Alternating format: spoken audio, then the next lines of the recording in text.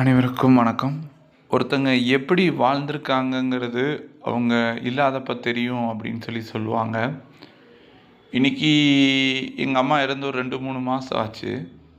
என்னை பார்க்குறவங்க எல்லாம் அவங்கள பற்றி விஷயங்களை நான் எங்கே திரும்பினாலும் யாரை திரும்பினாலும் உங்கள் அம்மா இப்படி இப்படின்னு சொல்லும்போது உண்மையாகவே நான் பக்கத்துலேருந்து எங்கள் அம்மா நிறைய கஷ்டப்படுறதில்ல நான் பார்த்துருக்கேன். சின்ன வயசுலேருந்து எங்கள் அம்மா கூடவே இருந்திருக்கேன், வளர்ந்துருக்கேன்.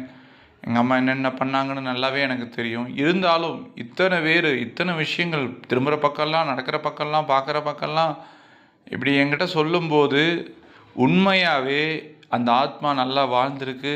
உண்மையாகவே அந்த ஆத்மா இறந்தாலும் வாழ்ந்துக்கிட்டு இருக்காங்க. அவங்க செஞ்ச செயலாலையும் அத்தனை பேர்த்தோட மனசுலேயே இருக்கிறாங்கங்கிறத விட பெரிய விஷயம் எதுவுமே இல்லை.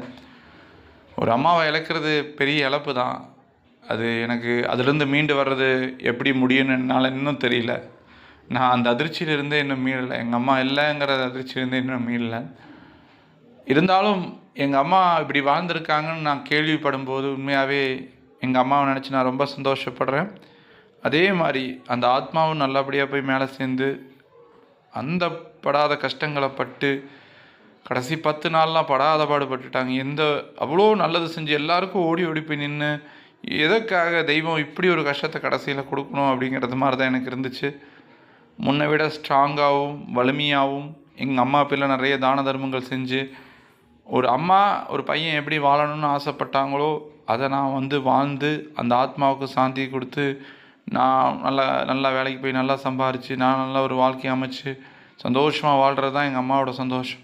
கண்டிப்பாக எங்கள் அம்மாவுக்காக அதை நான் கண்டிப்பாக பண்ணுவேன். இனி கோவத்தை எல்லாம் விட்டுட்டு நிதானத்தை கடைபிடிச்சி கமலாட்சியோட மறு உருவமாக நான் வாழ்வேங்கிறதுல எந்த விதமான சந்தேகமும் கிடையாது. என் அம்மாவை நினச்சி நான் ரொம்ப பெருமைப்படுறேன்.